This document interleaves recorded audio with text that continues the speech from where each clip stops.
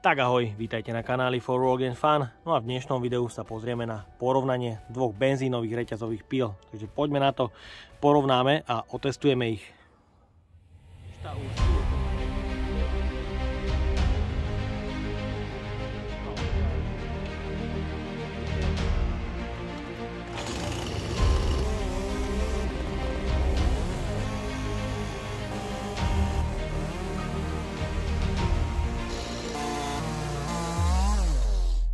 Takže dnes tu mám dve benzínové reťazové píly na prípravu palivového dreva. No a model štýl sa ponúka na trhu za 299 eur a Parkside za 100 až 150 eur. Model štýl je MS211 a Parkside PBKS 53A1. Je tu výkonnostný rozdiel a ten je v prospech Parksideu. Štýl a jeho zdvihový objem 35,2 cm3, 1,7 kW a hmotnosť 4,3 kg. Je tu osadená 35 cm dlhá lišta a v základe sa predáva s obyčajnou reťazou, ale aktuálne tu mám nahodenú ostrohranú reťaz. No a v balení v príslušenstve je ochranný kryt reťaze, jeden kľúč a skrutkovač pre nastavenie karburátora. U toho Parksideu je ten výkon o niečo vyšší, má 53 cm3 a 2 kW. Jeho hmotnosť je ale 6,8 kg a otáčky 11 500 na prázdno. Je tu osadená 45 cm dlhá lišta Oregon a v základe sa dodáva s ostrohranou reťazou. Je tu ale bohatšie príslušenstvo, máte tu ochranný kryt lišty, na ňom namontovaný kľúč, tlmiče sluchu, okuliare a dve nádoby, jedna na riedenie benzínu a druhá pre olej. Spracovanie úštilu je z pevných plastov. Keď môžete vidieť hneď, ochranný kryt reťaze je pevný, kvalitný, rovnako sú na tom plasty na motorovej pílke. No a u toho Parksideu tu máme spracovanie z veľmi mäkkých plastov, ktoré sú určite mäkšie a rovnako sú na tom plasty na motorovej píle. U obidvoch píl je beznástrojový systém demontáže ochranného krytu pre servisné úkony a u toho Parksideu je to taktiež beznástrojový systém, ale závitový.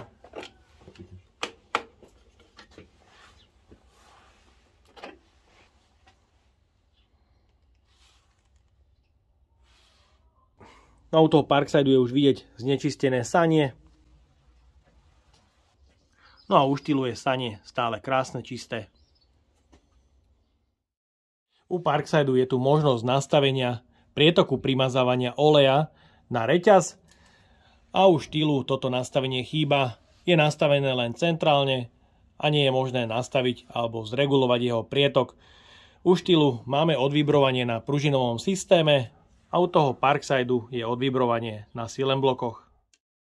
U štýlu sú plasty priehľadné, takže je pekne vidieť stav nádrže benzínu a oleja, kdežto u toho Parksideu tu máme nepriehľadné nádrže a nie je teda vidieť, aký je stav palivovej nádrže alebo olejovej nádrže. U obidvoch modelov je beznástrojové otváranie palivovej nádrže. U Parksideu na závite, ktorý je potrebné otočiť zhruba o dve závity. A u toho štýlu to stačí na štvrť závitu a nádrž máte otvorenú. Takže určite je to rýchlejšie u štýlu. U obidvoch modelov je jednoduché šponovanie reťaze. U štýlu je tu ale jedna skrutka pre demontáž krytu a u Parksideu sú dve skrutky a taktiež jednoduché šponovanie reťaze. Takže kryt pre výmenu reťaze alebo lišty je namontovaný na jednej skrutke u štýlu. A u toho Parksideu sú tu dve skrutky. Parkside má brzdu na tomto kryte a brzda u štýlu sa nachádza v motorovej časti. Napínanie reťaze u obidvoch modelov je rozdielne, no a u toho Parksideu je napínací šponovák na kryte a u toho štýlu je to v tele motorovej píly. Lišta u štýlu 35 cm, no a u Parksideu až 45 cm. Aktuálne mám obidve reťaze nahodené, ostrohrané, aby nebola zvýhodnená píla Parkside. Pretože určite má vyšší výkon, aspoň teda papierový, no a drápák u štýlu je takýto menší, ale za to ostrý. No a drápák u Parksideu je taký väčší, robustnejší.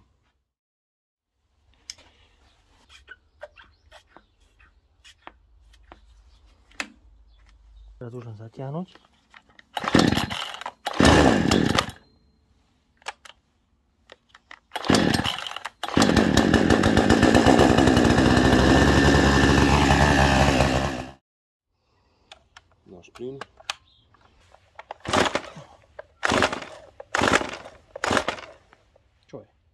No ešte.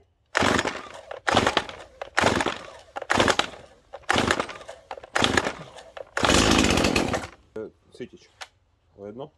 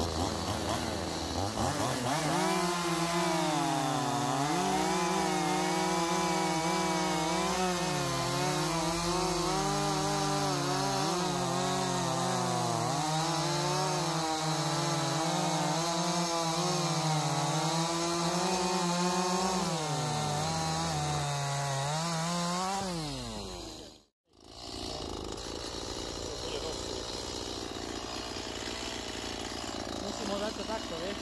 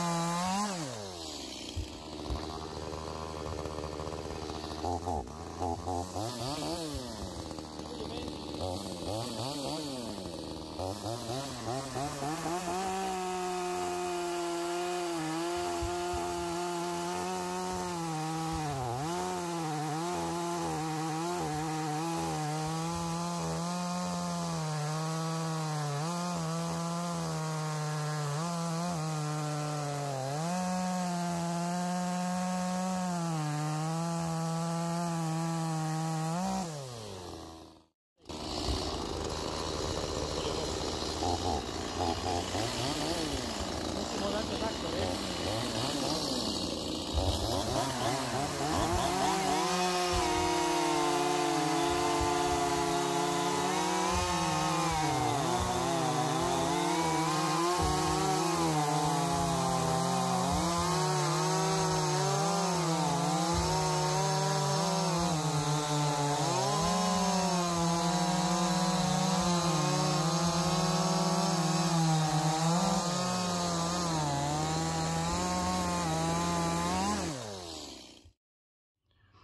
Tak máme tu záver.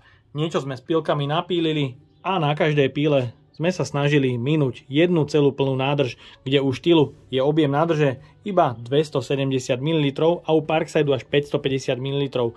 No a tu bolo vidieť extrémny rozdiel, keď so štýlom Marek dokázal píliť o nejaký ten čas viac ako ja s Parksideom a bolo vidieť, že na tej robote je efektívnejší o mnoho ten štýl, keď na 270 ml dokázal napíliť raz toľko ako Parkside z 500 ml nádrže. No a taktiež u toho Parksideu sú veľkou nevýhodou vibrácie a taktiež určite zanesenie sania, ktoré bolo vidieť už po prvom pílení. No a taktiež samozrejme hmotnosť je určite v prospech štýlu, keďže je tu len 4,3 kg a tá hmotnosť je dosť rozhodujúca. No a samozrejme výkonovo tie píly sú dosť porovnateľné, avšak až vtedy, ak sa na štýlke použije ostrá reťaz, výkon 2 kW bez problémov dorovnáva, i keď je stále o niečo pomalšia. Na tom štýle mi ale naopak chýba možnosť nastaviť primazávania oleja, čo u toho Parksideu je už v základe. Takže samozrejme je tu ešte obstarávacia cena, ktorá je samozrejme trojnásobne vyššia u štýlu, ale myslím, že tá prémiová kvalita spracovania výrobku je určite veľkým plusom, keďže si myslím, že tá píla bude fungovať niekoľko rokov absolútne bez problémov. Kdežto u toho Parksideu, hlavne kvôli tým mäkkým plastom a mohli ste vidieť taktiež zanesenému saniu už od novoty, je veľký predpoklad na deštrukciu do niekoľkých rokov. Takže určite z dlhodobého hľadiska, ak sa na to pozeráte ako na produkt, ktorý si chcete nehať niekoľko rokov, určite odporúčam jednoznačne motorovú pílu štýl. No a ja dúfam, že sa vám dnešné video a porovnanie týchto dvoch motorových píl páčilo. Ak by ste ma aj vy chceli podporiť finančným príspevkom, dole do popisu vkladám link na PayPal Donate. No a odo mňa je to na dnes všetko. Ak sa vám toto video páčilo, dajte like, potvrďte odber a zvonček, aby vám už neušlo ďalšie video. Ahoj.